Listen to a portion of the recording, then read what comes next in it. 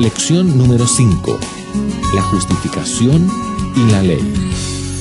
Hola querido, el propósito de la lección de esta semana es mostrar a través de las experiencias de Abraham y de David lo que es la justificación por la fe y cómo la justificación por la fe siempre fue el único camino de la salvación. El ser humano jamás podría hacer nada para salir del problema del pecado. Nadie merece la salvación, porque todos pecamos. Ahora, si alguien mereciese ser salvo, sería un derecho y jamás podría ser ofrecido por gracia. La mayor parte de la lección esta semana está basada en el capítulo 4 de la epístola a los Romanos. Pero para entender el mensaje del capítulo 4 es necesario volver al capítulo 3. El último versículo, el versículo 31, dice así: luego, por la fe invalidamos la ley, de ninguna manera, más bien confirmamos la ley. Es interesante el doble énfasis de Pablo. Primero, nadie puede salvarse guardando la ley. La salvación es solo por gracia, punto. Somos justificados por la fe y solo por la fe. Pero hay otro punto que el apóstol Pablo enfatiza también. Y con este énfasis es que termina el capítulo 3. Este énfasis es que el hecho de que somos salvos solo por la fe no invalida la ley, más bien la confirma. Pues la perfección de la ley muestra nuestra imperfección y nos concientiza de la necesidad de Cristo. Después de enfatizar estas ideas, Pablo entra al capítulo 4, presentando la experiencia de dos hombres del Antiguo Testamento que fueron justificados únicamente por la fe. El primero es Abraham, y Pablo dice que Abraham creyó y el hecho de haber creído le fue contado por justicia.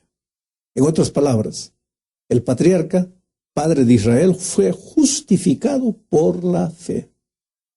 Ahora, si Abraham fue justificado por la fe en el Antiguo Testamento, ¿cómo puede entonces alguien imaginar que la salvación en el Antiguo Testamento era por las obras de la ley y que la salvación en el Nuevo Testamento es por la gracia mediante la fe? La salvación, mi querido, fue solo por la gracia mediante la fe a lo largo de toda la Biblia.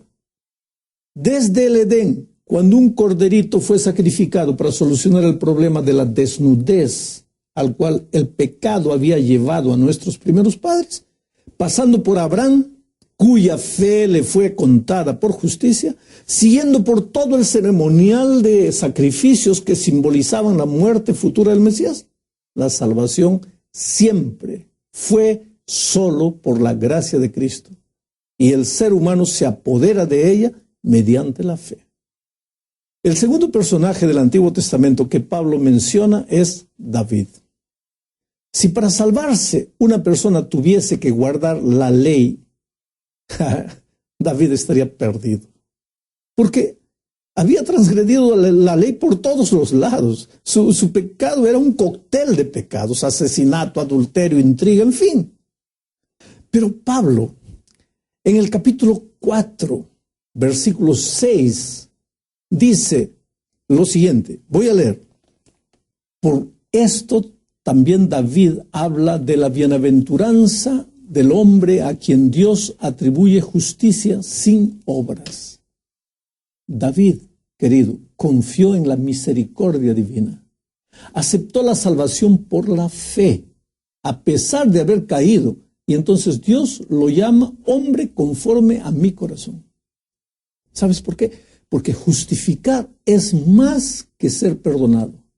Es 1000 veces más que olvidar o absolver.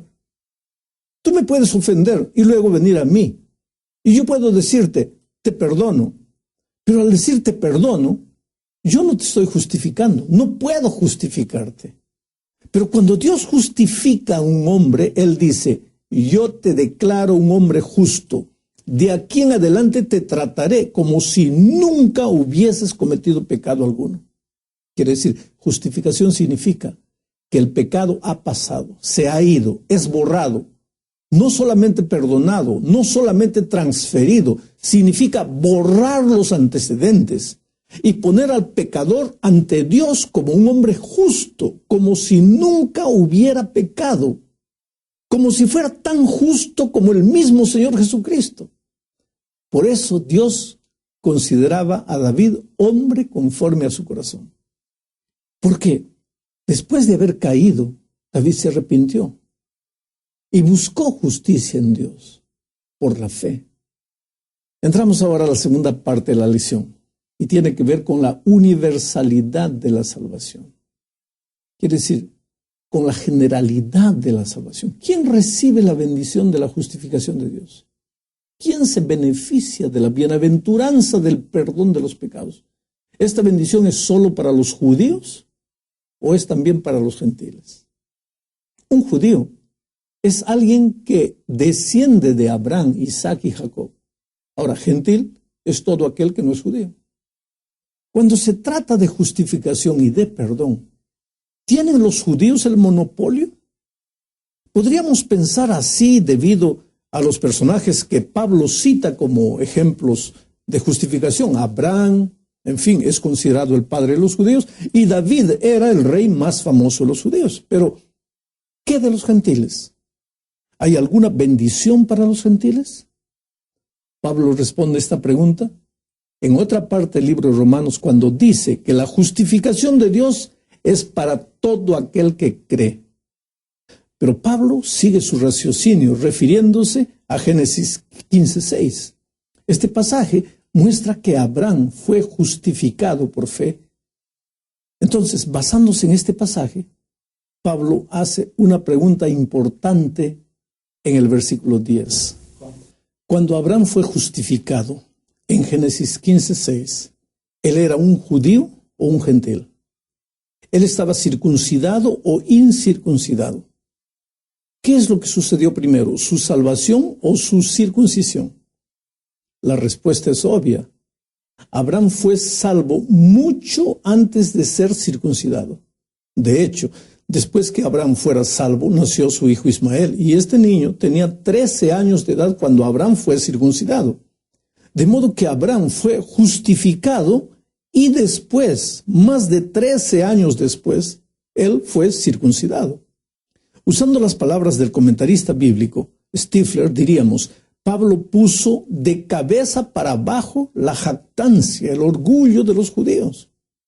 No es el gentil el que tiene que adoptar la circuncisión de los judíos para ser salvo.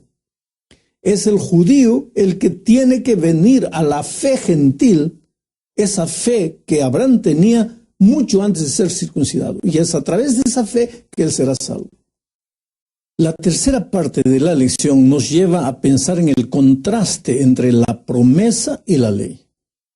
El texto es Romanos 4:13, dice así: la promesa de que sería heredero del mundo fue dada a Abraham o a su descendencia no por la ley, sino por la justicia de la fe. Recuerda el contexto, la palabra clave del capítulo es fe, creer. Hijos de Abraham son todos aquellos que creen. Ahora, necesitamos tener el parecido familiar.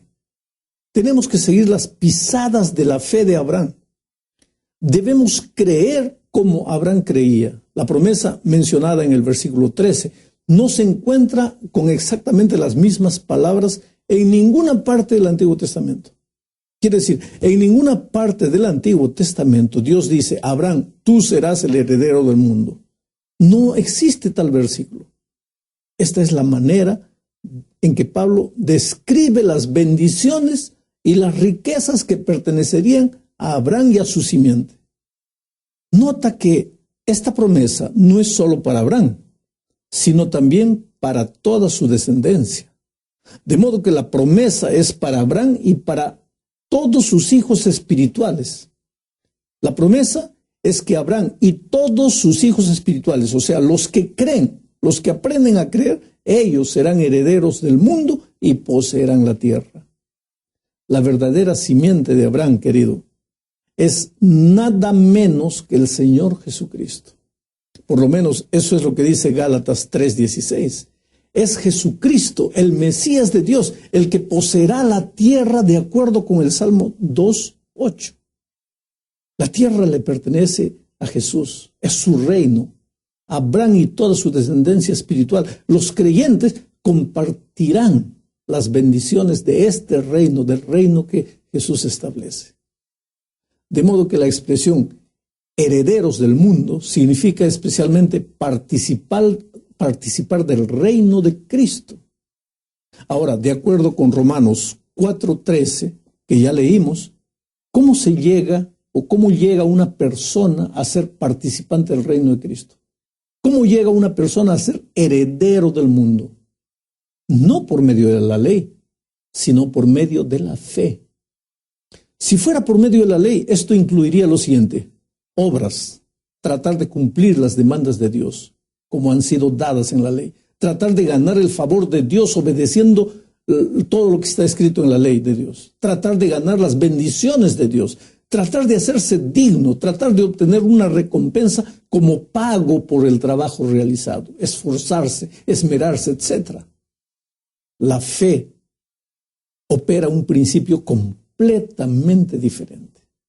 Dios da y yo recibo. No merezco nada, pero Dios me da lo que no merezco, y eso es gracia. En los versículos 14 al 18, Pablo continúa con el contraste: la ley o la gracia, las obras o la fe, el sistema de méritos o el inmerecido favor de Dios, cumplir la ley de Dios o creer en la promesa de Dios. La ley requiere obediencia perfecta. La salvación requiere de la gracia y de la misericordia de Dios. El camino de la ley está basado en los mejores esfuerzos del hombre, que nunca son suficientes. Pero el camino de la fe se basa en la obra acabada de Cristo en la cruz. Suficiente, completamente suficiente. La ley de Dios condena absolutamente al mejor hombre. La asombrosa gracia de Dios justifica gratuitamente al peor de los hombres. Por la ley, el pecador está condenado y bajo la ira de Dios. Ahora, por la gracia, el pecador es salvo y está bajo las alas de Dios. La ley y la gracia siempre son principios opuestos en el sentido de salvación. Si los que son de la ley son los herederos, entonces no es mi fe lo que cuenta, sino lo que cuenta son mis obras. Tengo que ganarme el camino al reino por mis obras y por mi obediencia a la ley. Por supuesto, llegar a ser salvo por la ley es completamente imposible. De modo que la promesa quedaría sin efecto. Nadie podría ser heredero y nadie podría entrar en el reino. Todos los injustos violadores de la ley quedaríamos excluidos, porque todos pecamos y estamos destituidos de la gloria de Dios. La cuarta parte de la lección enfatiza un hecho de suma importancia que debemos tener en mente al estudiar la epístola a los romanos. Pablo estaba escribiendo a los romanos para prevenirlos de un problema que se había levantado en Galacia. ¿Qué sucedió en Galacia? Cristianos que se habían convertido, personas que se habían convertido al cristianismo, viniendo del judaísmo, insistían en que los nuevos conversos gentiles deberían cumplir todos los rituales judíos si querían alcanzar la salvación. Y esto, querido, a pesar de que el concilio de Jerusalén ya había decidido que no se les debería imponer a los nuevos conversos los rituales judíos. En el fondo, la doctrina que pugnaba por prevalecer era que el ser humano podía hacer algo para ganar méritos que lo calificasen para la salvación. Entonces Pablo es enfático al decir que la observancia a los mandamientos no les garantizaba para nada la salvación. La ley solo produce ira. La ley solo puede acarrear una maldición, no una bendición. ¿Por qué? Por mi condición de pecador. Un pecador no puede cumplir la santa ley de Dios. Por lo tanto, soy un violador de la ley. El problema no está con la ley, está conmigo. La ira de Dios tiene que caer sobre mí. Los quebrantadores de la ley merecemos la muerte. Los que guardan la ley merecen la vida, pero ¿cuántos de nosotros hemos realmente guardado la santa ley de Dios? Perfectamente, todos los días de nuestra vida, nadie. Por eso la Biblia dice, todos pecamos y estamos destituidos de la gloria de Dios. Quiere decir, la ley no trae justicia, no trae bendición en el sentido de salvación. Solo trae la ira de Dios por causa de nuestra desobediencia. Si el hombre pudiera guardar la santa y perfecta ley de Dios, entonces la ley traería salvación. Pero la ley produce ira, porque el hombre pecador quebranta la ley. Donde hay ley, hay transgresión, y donde hay transgresión, tiene que venir la ira de Dios. La ley produce ira, condenación y muerte. ¿Cuánto torpes son aquellos que quieren ponerse bajo las imponentes demandas de la ley de Dios con el propósito de salvarse? Es una incoherencia, no tiene sentido. Pero llegamos ahora al fin de la lección, hablando de la ley y el pecado. El hecho de que la ley no salva ni justifica a nadie, no significa que la ley no tenga validez. Ese es el otro énfasis de San Pablo. Y es algo que muchos cristianos sinceros de nuestros días no logran entender. ¿Cómo sabríamos que robar es pecado si la ley no dijese, no robarás? No tiene lógica. Ahora, si Cristo anuló la ley con su muerte, entonces ya no existe pecado, porque el pecado, según Juan, es la transgresión de la ley. Entonces, ¿qué mérito tendría la salvación si ya no hay pecado? Porque la salvación es para salvarnos del pecado. Pero si no hay ley, no hay pecado. Entonces, ¿para qué salvación? ¿De qué nos salvaría Jesús si ya no existe pecado? En el Nuevo Testamento hay dos conceptos bien claros. El concepto de la ley y el concepto de la gracia. La ley muestra el pecado.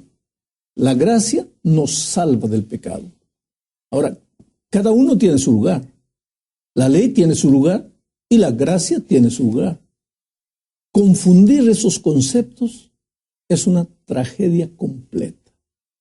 Querido, la ley es el reflejo del carácter de Dios.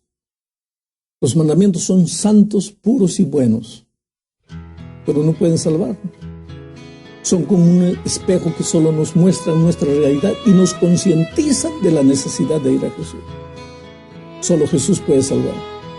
Pero el hecho de que solo Jesús puede salvar no quiere decir que la ley ya no existe. Es tan simple. Pero ¿por qué mucha gente no entiende? Tal vez porque el enemigo no quiera que entiendas. Y el apóstol Pablo está tratando de enseñar que aunque la ley no salva y solo Cristo salva, la salvación te lleva a vivir los eternos principios de la ley de Dios, no por tus fuerzas, sino por la gracia de Dios que fluye a través de tu vida transformada. Que Dios te bendiga.